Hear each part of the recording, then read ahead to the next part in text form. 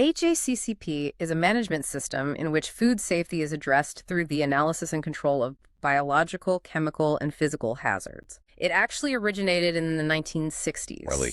That long ago? Yes, when NASA partnered with the Pillsbury Company to create completely sterile, crumb-free food for the space program. For astronauts. Exactly. They realized that simply testing finished products wasn't enough. They had to engineer safety into the manufacturing process itself from step one. So it is literally aerospace engineering applied to a commercial kitchen. Precisely. In a restaurant, a HACCP plan maps the entire flow of food. Let's trace a hamburger, for instance. Okay, let's do it. The first critical control point is receiving. Is the raw meat delivered below 41 degrees? Check. The next point is storage. Is it placed on the bottom shelf of the walk-in cooler so raw juices cannot drip onto fresh vegetables? Check.